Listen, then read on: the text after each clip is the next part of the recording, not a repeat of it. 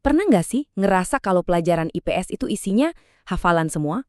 Nama pahlawan, tanggal, nama ibu kota, aduh pusing banget. Nah, kalau kamu pernah ngerasain itu, pembahasan kita kali ini pas banget buat kamu.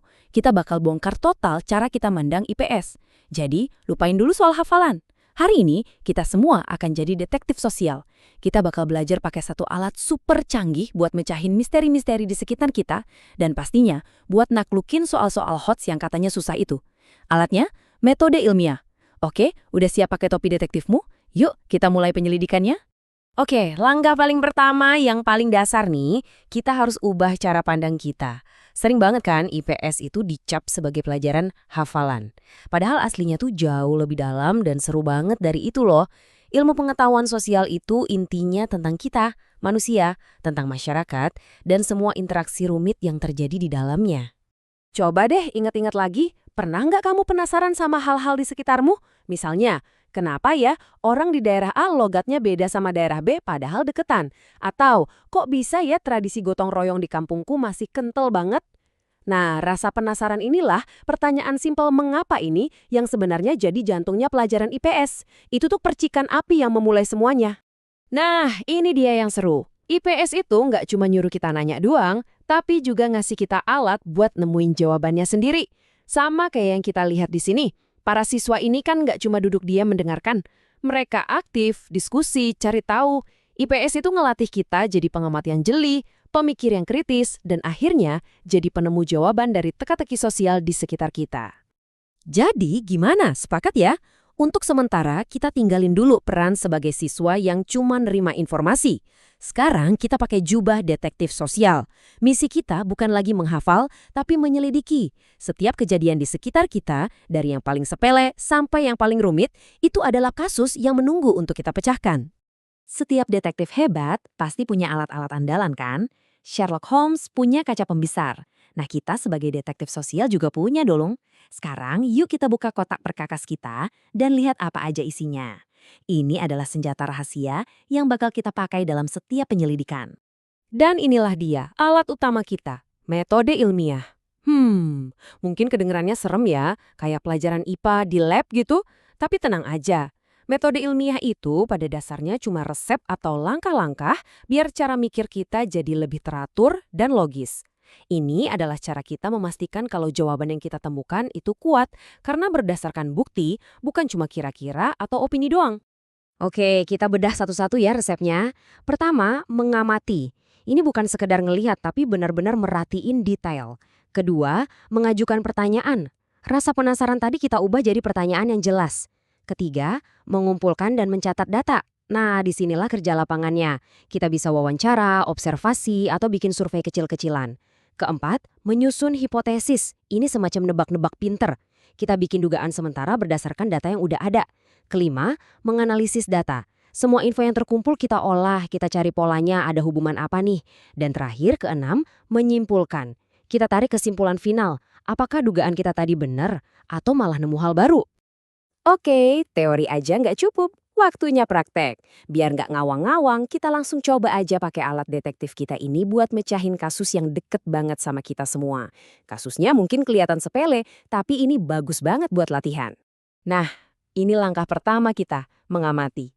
Coba deh perhatiin teman-teman sekelasmu. Pasti ada kan yang kayak si Budi, mandinya pagi-pagi buta sebelum sekolah. Terus ada si Ani, mandinya selalu sore abis main. Ada juga si Chandra yang mandinya siang bolong pas pulang sekolah. Nah, ini tuh fenomena sosial loh, sebuah pola perilaku yang beda-beda.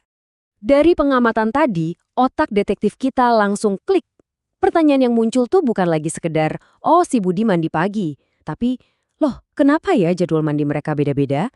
Kita jadi pengen tahu apa sih yang jadi penyebabnya? Ini langkah kedua kita, mengajukan pertanyaan. Lanjut, langkah ketiga, kita mulai kumpulin data. Caranya, wawancara singkat aja. Lihat deh tabel ini. Kita samperin si Budi, Bud, kok mandinya pagi? Dia jawab, udah kebiasaan keluarga, biar seger juga di sekolah. Oke, catat. Terus ke Ani, An, kok sore? Katanya, gerah abis main. Catat lagi. Chandra, biar fresh sebelum les. Nah, kelihatan kan? Kalau dicatat begini, polanya mulai kelihatan. Nah, dari catatan rapi kita tadi, kita bisa lanjut ke langkah keempat, bikin hipotesis alias dugaan awal. Berdasarkan jawaban mereka bertiga, dugaan kita adalah waktu mandi siswa itu dipengaruhi sama kebiasaan keluarga, jadwal kegiatan mereka, sama kondisi cuaca.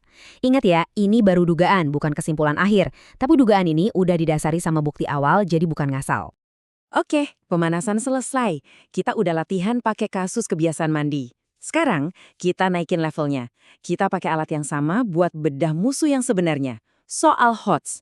Yuk, kita lihat gimana metode ilmiah ini bisa jadi kunci sakti buat mecahin soal yang kelihatannya rumit. Oke, fokus ke soal ini. Kita bedah barang-barang ya. Ada anak kelas 4 ke pasar. Terus mereka ngapain aja? 1. Mencatat aktivitas jual beli. 2. Mencermati alat timbang. 3. Menghitung jumlah pembeli. Terakhir, mereka bikin laporan. Pertanyaannya simpel. Kenapa semua kegiatan itu disebut penerapan metode ilmiah? Disinilah alat kita kepake banget. Yuk, kita cocokin satu-satu. Mencatat aktivitas jual beli dan mencermati benda. Itu kan persis kayak langkah mengamati dan mengumpulkan data. Terus, menghitung jumlah pembeli. Itu juga bagian dari mengumpulkan data. Lalu, menyusun laporan sederhana. Itu adalah cara mereka menyimpulkan atau melaporkan hasil temuan. Jadi, jelas banget kan, kegiatan ini disebut metode ilmiah karena melibatkan proses inti penelitian. Ada pengamatan, pencatatan, dan pelaporan.